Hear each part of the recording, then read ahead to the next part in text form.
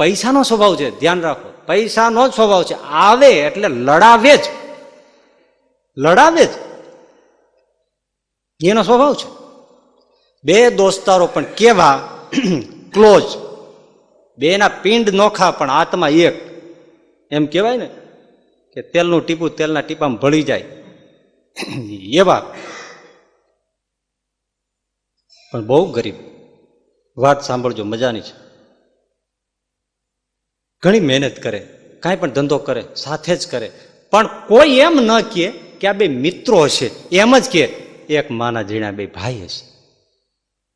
કદાચ એવું હેત ભાઈઓને નહીં હોય, એવું હે તો હા. ઘણા બધા પૈસા કમાવા માટે કર્યું, પણ બે પૈસા ક્યાંય મળે નહીં. પછી બે નક્કી કર્યું, ભલા હાલને પરદેશ ખેડીએ, પૈસો અમુક રીતે જ મળે. એક તો દરિયો ખેડે, પરદેશ જાય, કાં કોઈ દત્તક લે અને કાં દગો કરે. હા, આવી રીતે આ પૈસા મેળવવાની રીત છે. હા, એક જણે પુસ્તક છપાવ્યું હતું, પૈસા કમાવેની 100 રીત.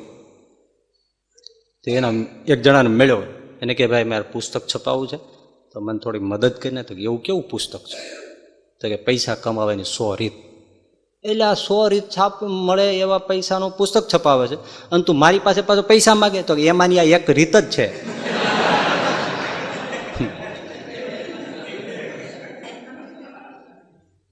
હવે એટલે કે હવે આપણે એમ કરો, પરદેશ જતા રહીએ. પરદેશ એટલે આ એક રાજ્યમાંથી બીજા રાજ્યમાં મોટા શહેરમાં વહી જાય, પરદેશ ગણાય છે. નીકળ્યા હલ્યા જાય છે કે કાંઈક ધંધો, કાંઈક ઘણા નથી કહેતા ભાઈ ગામ બદલી નાખીએ વળી પાંદડું નસીબથી આડું તો ખાઈ જાય, હલ્યા જાય છે. રસ્તો છે, બે ભાઈઓ કાપે જાય છે રસ્તો. એમાં સામેથી એક સાધુ મળ્યો. સાધુ કે જોનારાવ, હા નમો નારાયણ. હા મહાત્માજી નમો. તમને ચેતવણી આપવી છે, હા આ બાજુ જાતા નહીં, તમારે આમ જવું છે ને? હા, એ રસ્તે જાતા નહીં. કેમ? ને એક ડાકણ બેઠી છે, લાલ લુગડું પહેરીને ડાકણ બેઠી છે. તમે એ બાજુ જાતા નહીં, બીજી બાજુ વયા જાઓ. મહાત્મા કઈ નીકળી ગયા. હા, બે કે આપણે તો મરદ છાટી, ભૂત જોયા નથી, હોય તો એમ ભૂતની અરે બાથો બતાવી એવા. અને ઓમે દુબળા હોય ને આવું થોડા હોય, મજૂરી કરીને થયા હોય તો લોઠાઈ બહુ હોય. હવે ડાકણ બાકણ શું છે, બથો બતાવીએ. હાલો, નથી પાછું વળવું, ડગલું ભર્યું કે ન હટવું, ન હટવું. નીકળ્યા, ઘણો પંથ કાપી નાખ્યો, કોઈ ડાકણ દેખાણી નહીં. એમ હાલ્યા જાય છે, ત્યાં રસ્તામાં એક પોટલું મળ્યું, અને પોટલું લાલ લુગડાનું. એટલે કે આ શું જંતર મંતર છે?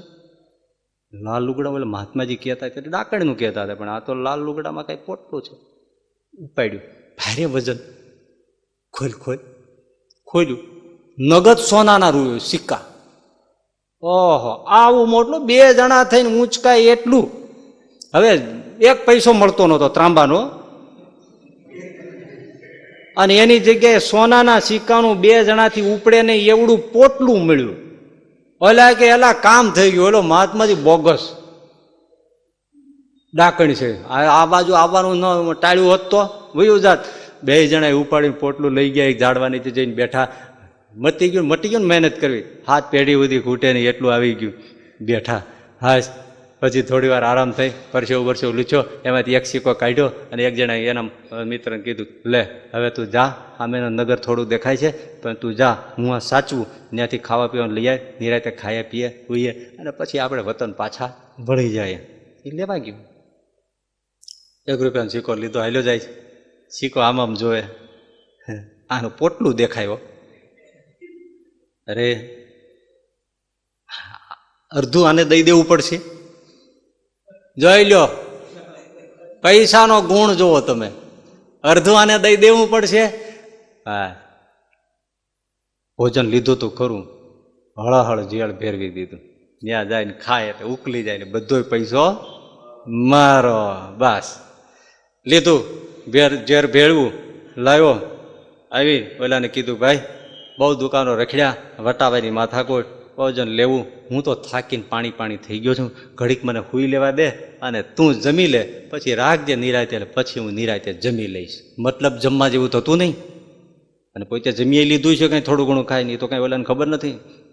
સૂઈ ગયો, સારું સૂઈ જા. પણ આ નક્કી ફરી ગયો હતો, પોટલા પાસે બેઠો હતો. ઓલો તો 1 રૂપિયાના સિક્કા હાથમાં લઈને ગયો હતો. એને તો બોલો હમણાં આવશે અને અડધું આપી દેવાનું નક્કી કરીને આવો મોટો પથ્થરો ગોતી રાખ્યો હતો. બેસે આવીને માથામાં નાખીને ખેલ ખતમ. ઓલો તો સૂઈ જ ગયો. પથ્થરો લીધો, ઉપાડી નાખ્યો. ત્યાં નાળિયેર ફૂટે ને બસ ફૂટી ગયો, મરી ગયો. પોટલું પોતાનું થઈ ગયું ને, ભૂખ્યો તો હતો. લાડવા જમ્યો. કહેવાની જરૂર ખરી શું થયું?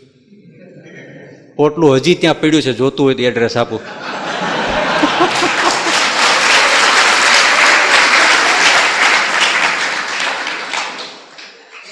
કેટલું હેત હતું, પણ જુઓ કોણે આ કરાવ્યું?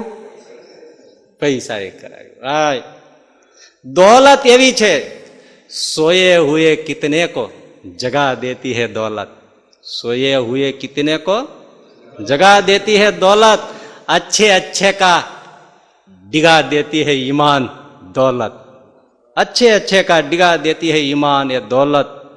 दौलत में ऐसी गर्मी है जो चढ़ जाए तो इंसान को शैतान बना देती है दौलत.